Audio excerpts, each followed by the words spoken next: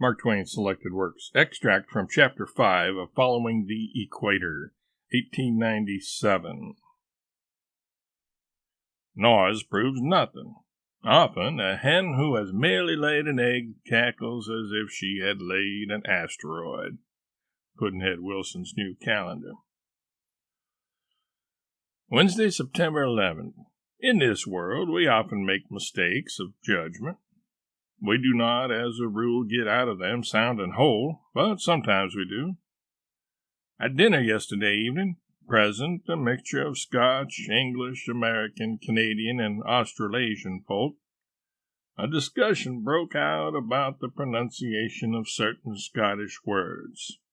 This was private ground, and the non-Scotch nationalities, with one exception, discreetly kept still. But I am not discreet, and I took a hand. I didn't know anything about the subject, but I took a hand just to have something to do. At that moment, the word in dispute was the word three. One Scotchman was claiming that the peasantry of Scotland pronounced it three. His adversaries claimed that they didn't, that they pronounced it thraw. The solitary Scot was having a sultry time of it, so I thought I would enrich him with my help.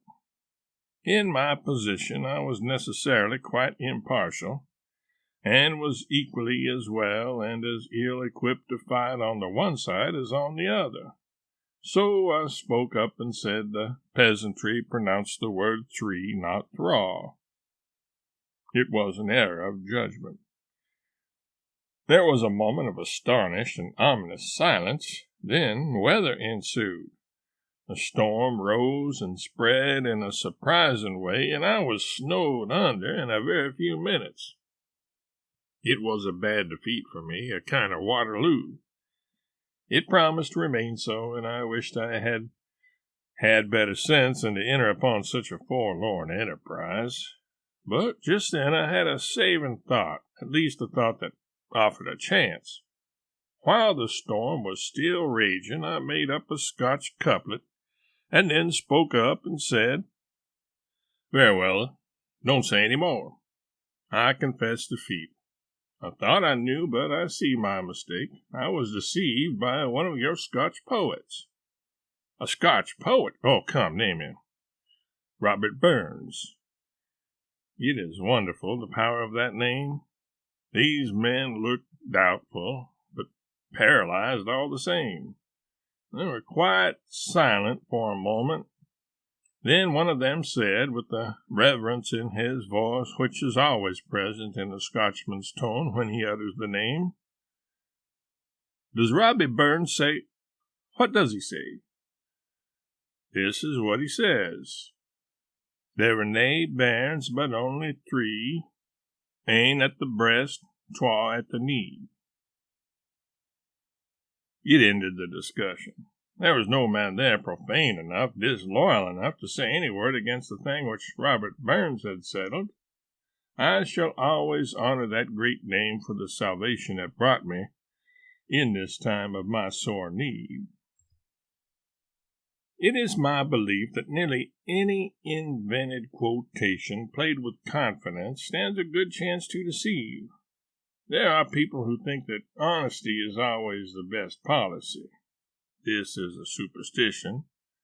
There are times when the appearance of it is worth 6 of it.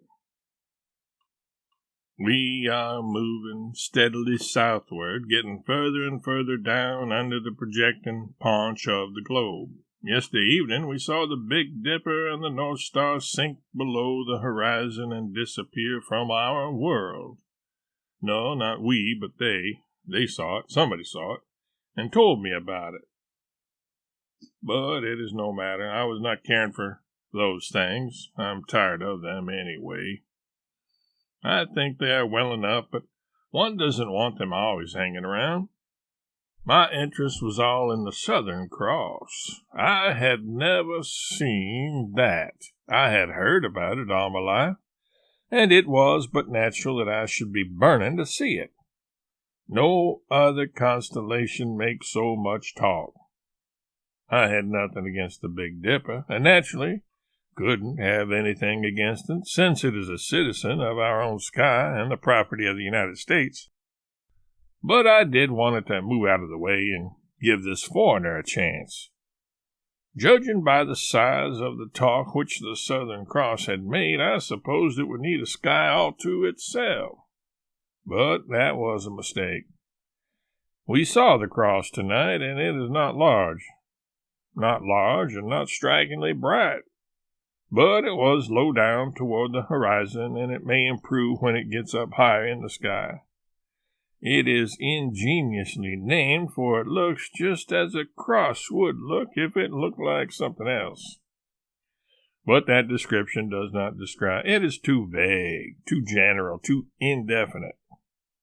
It does, after a fashion, suggest a cross that is out of repair or out of drawing, not correctly shaped. It is long with a short crossbar, and the crossbar is canted out of the straight line. It consists of 4 large stars and 1 little one. The little one is out of line and further damages the shape. It should have been placed at the intersection of the stem and the crossbar. If you do not draw an imaginary line from star to star, it does not suggest a cross, nor anything in particular. One must ignore the little star and leave it out of the combination. It confuses everything. If you leave it out, then you can make out of the 4 stars a sort of cross, out of true, or a sort of kite, out of true, or a sort of coffin, out of true. Constellations have always been troublesome things to name. If you give one of them a fanciful name, it will always refuse to live up to it. It will always persist in not resembling the thing it has been named for. Ultimately, to satisfy the public, the fanciful name has to be discarded for a common sense one, a manifestly descriptive one. The Great Bear remained the Great Bear, and unrecognizable as such for thousands of years, and people complained about it all the time, and quite properly. But as soon as it became the property of the United States, Congress changed it to the Big Dipper, and now everybody is satisfied, and there is no more talk about riots.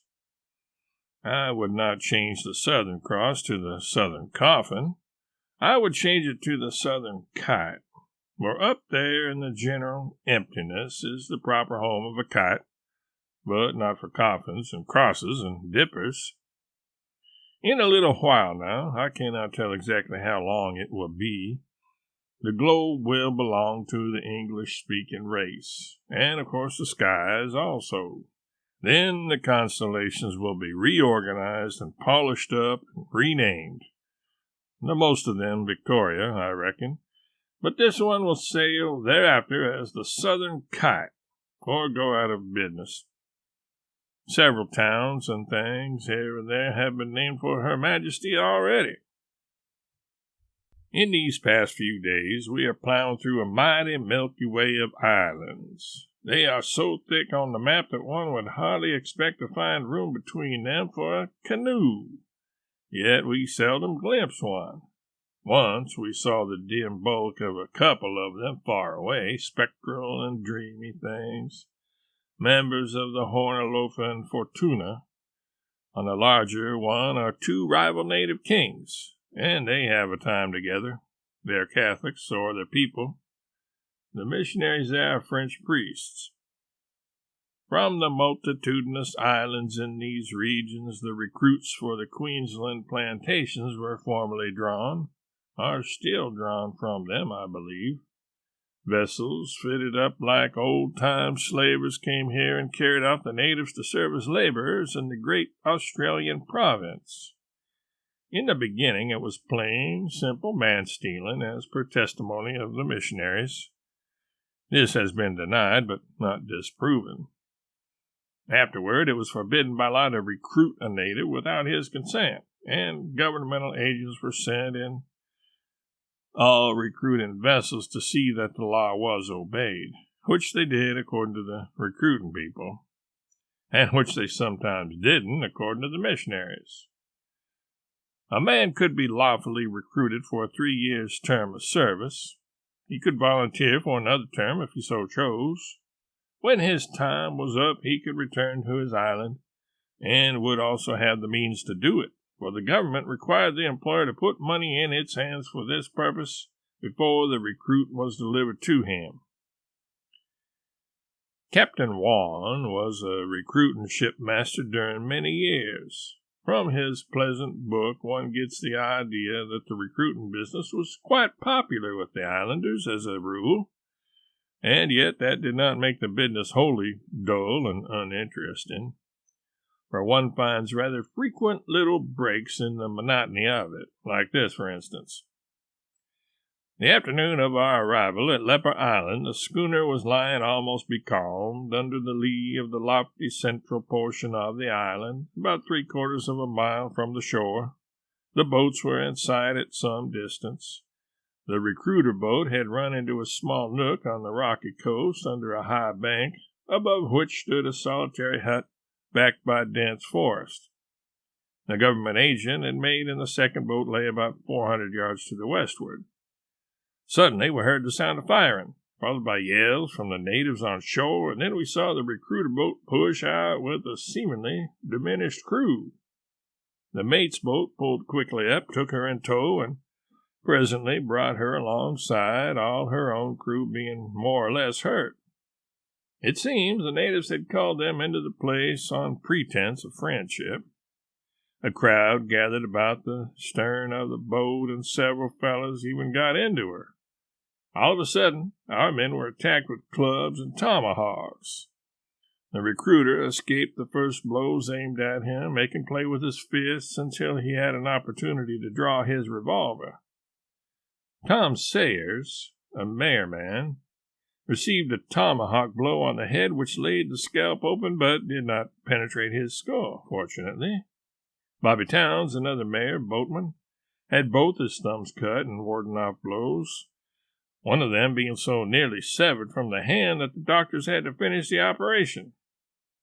Lihu, a Lifu boy, the recruiter's special attendant, was cut and pricked in various places, but nowhere seriously. Jack, an unlucky Tana recruit, who had been engaged to act as boatman, received an arrow through his forearm, the head of which, a piece of bone 7 or 8 inches long, was still in the limb, protruding from both sides, when the boats returned. The recruiter himself would have got off scot-free had not an arrow pinned one of his fingers to the loom of the steering oar just as they were getting off. The fight had been short but sharp. The enemy lost 2 men, both shot dead. The truth is, Captain Juan furnishes such a crowd of instances of fatal encounters between natives and French and English recruiting crews, for the French are in the business for the plantations of New Caledonia, that one is almost persuaded that recruiting is not thoroughly popular among the islanders. Else, why this bristling string of attacks and blood-curdling slaughter? The captain lays it all to Exeter Hall influence. But for the meddling philanthropists, the native fathers and mothers would be fond of seeing their children carted into exile and now and then the grave, instead of weeping about it and trying to kill the kind recruiters.